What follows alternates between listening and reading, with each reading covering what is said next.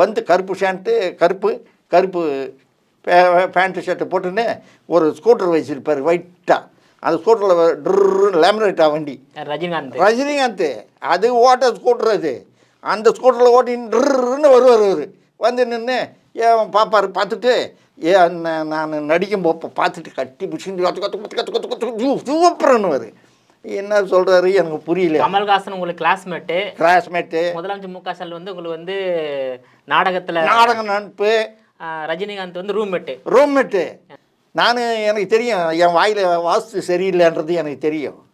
நான் எவன் தப்பு செஞ்சாலும் படாலும் சொல்லிவிடுவேன். நான் எதிர்க்கே சொல்லிவிடுவேன். நான் இதை தான் என் வாயில் வாஸ்து சரியில்லைன்றது எனக்கே தெரியும். பயப்பட வேண்டிய அவசியம் கிடையாது. உண்மையை சொல்கிறதுக்கு என்ன பயமா ஒன்றும் கிடையாது. ரஜினிகாந்த் வந்து அவர் வந்து ஒரு டைப்பு, யாரை பற்றியும் எதுவுமே பேச மாட்டார். அவர் வேலை வேலை வேலை வேலை வேலை தான் உண்டு.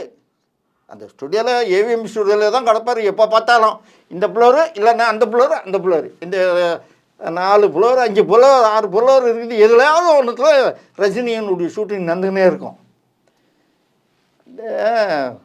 இந்த 4 பேர் உட்காருவாங்க இல்லை சார், ஒரு தின்ன மாதிரி இருக்குமே, அதில் வந்து பத்துன்னு இருப்பார் சார். சிம்பிளாக இருப்பார் சார். ரொம்ப சிம்பிள், ரொம்ப சிம்பிள். மற்ற நடிகர்கள் மாதிரி கிடையாது. நீங்களும் தங்கிட்டு இருந்தீங்க அவரோட? ஆமாம். நான் நிறைய தடவை பார்த்துருக்கேன். அதில் ஏவிஎம்னுடைய என்எஸ் மணி, லக்ஷ்மி நாராயண, மூர்த்தி,